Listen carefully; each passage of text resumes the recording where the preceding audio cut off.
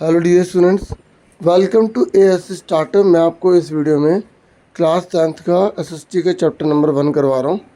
ध्यान से समझिए आप। ठीक है, तो अब आपके सामने पहला क्वेश्चन है। बेल्जियम की सत्ता की साझेदारी आधारित थी। जो बेल्जियम है ना, उसकी सत्ता की साझेदारी किस पर आधारित है?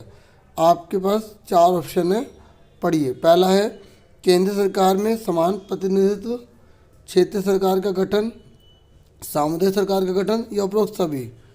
तो जो बच्चे उपरोक्त सभी कह रहे हैं उनका ठीक है, 1 मार्क्स हो गया।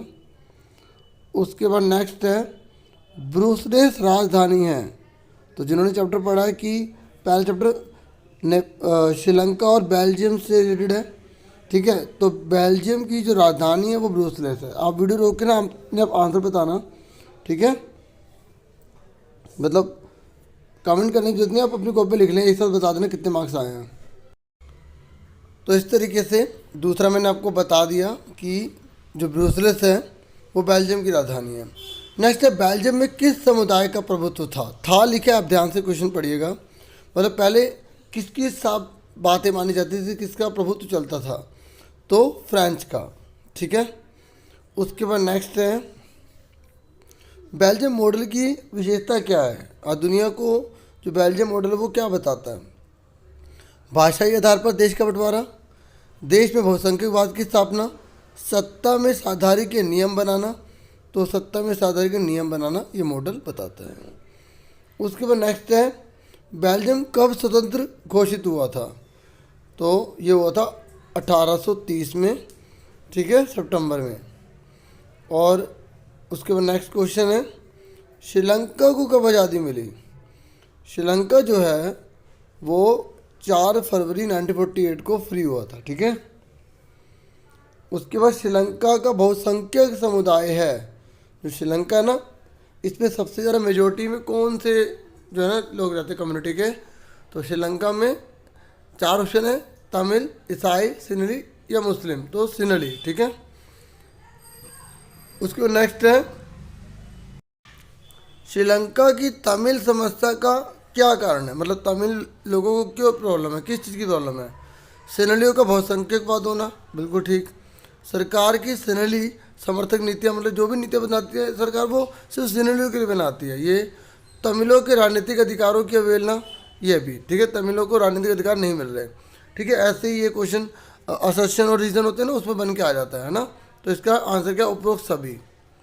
नेक्स्ट है श्रीलंका में अधिकतर सिनली भाषा बोलने वाले लोग किस धर्म से संबंधित हैं? ठीक है, श्रीलंका में अधिकतर सिनली भाषा बोलने वाले लोग तो वो मानते हैं बौद्ध धर्म को।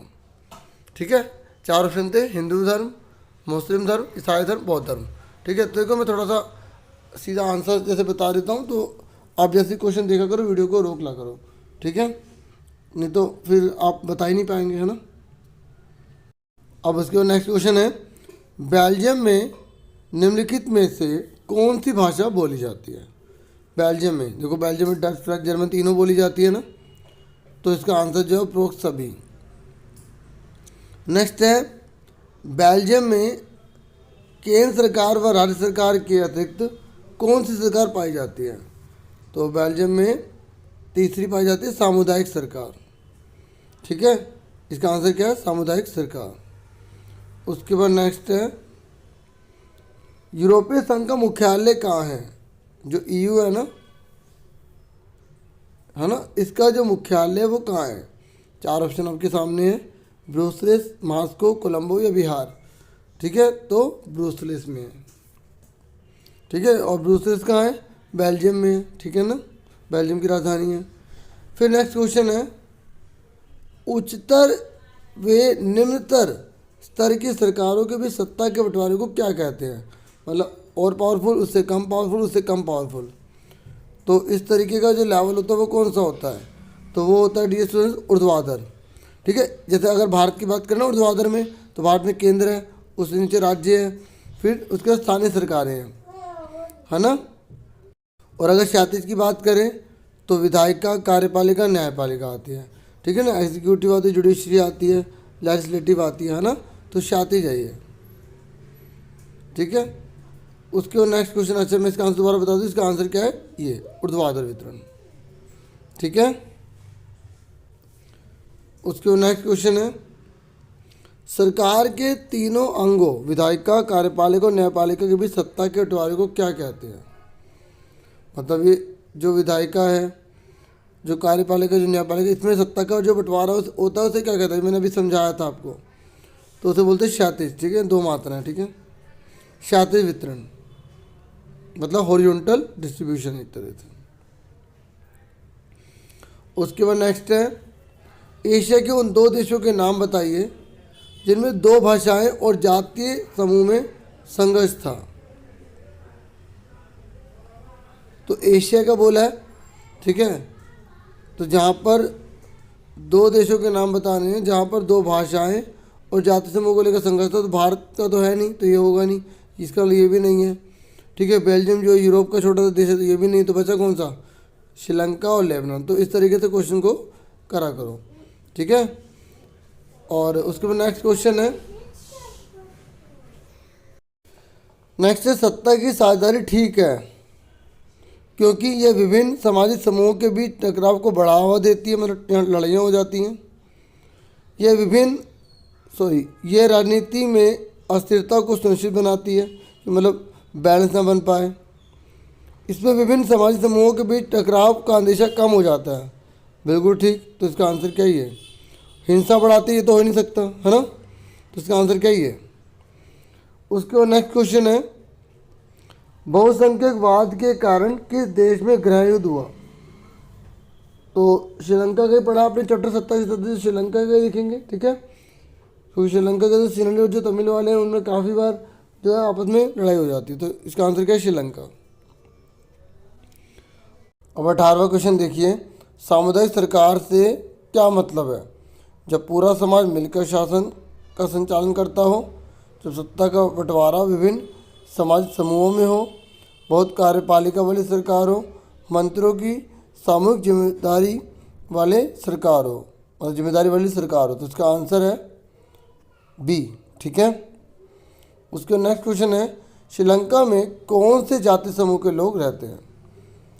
देखिए ये सारे के सारे हैं, सेनली जो है वो 74% है, तमिल जो है वो 18% है, ईसाई जो है वो 7%, मुस्लिम जो है वो 1%। तो उपरोक्त सभी इसका आंसर है।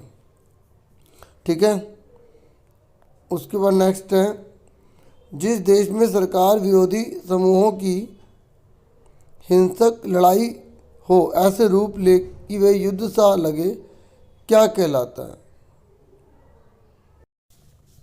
तो देखिए इसका आंसर क्या होगा? इसका होगा गृह युद्ध। ठीक है, उसके बाद नेक्स्ट है, 70 से 93 के बीच बेल्जियम के संविधान में कितनी बार संशोधन किए गए? तो 4 बार किए गए थे।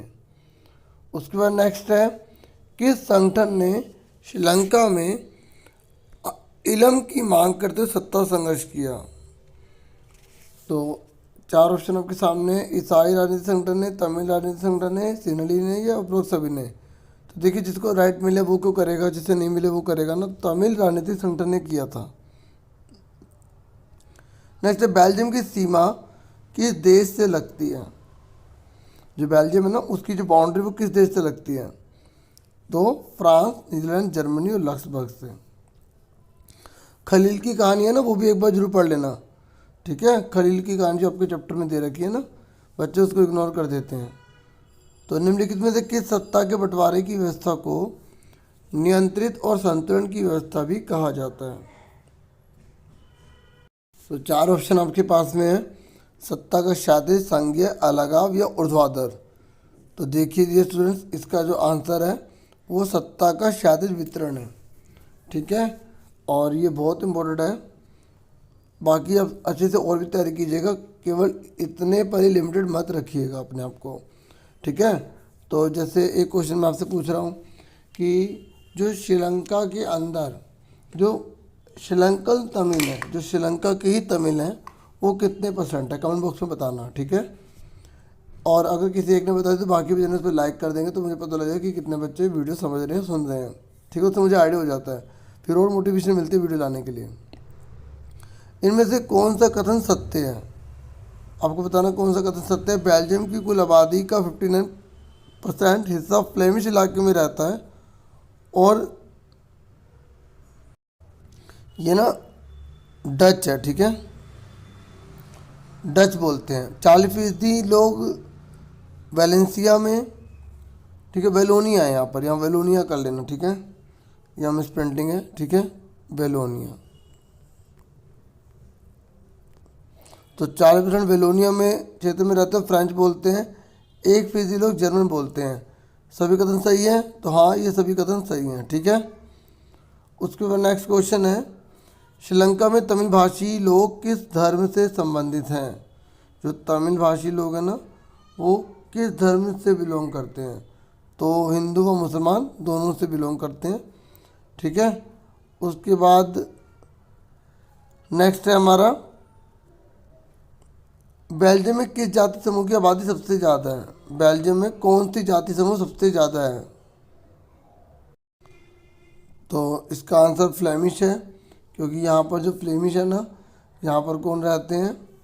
डच वाले रहते हैं, ठीक है। तो फ्रांस से फ्रांस या ऐसा कुछ मत रखना, फ्लेमिश मतलब डच से याद रखना, ठीक है। उसके बाद आज का ये लास्ट क्वेश्चन रहेगा। और वीडियो को लाइक, चैनल को सब्सक्राइब जरूर करना अगर आप चैनल पर न्यू है तो। ये कह रहा है कौन सा कथन सत्य है? बेल्जियम यूरोप महाद्वीप का देश है, श्रीलंका एशिया महाद्वीप का देश है। पहला कथन सत्य है, दोनों कथन सत्य है, तो दोनों सही हैं। बेल्जियम यूरोप में पड़ता है और श्रीलंका एशिया में पड़ता है। और आज के इतना बहुत है dear students, thank you for watching. अपना पूरा ध्यान रखना। Take care yourself dear students.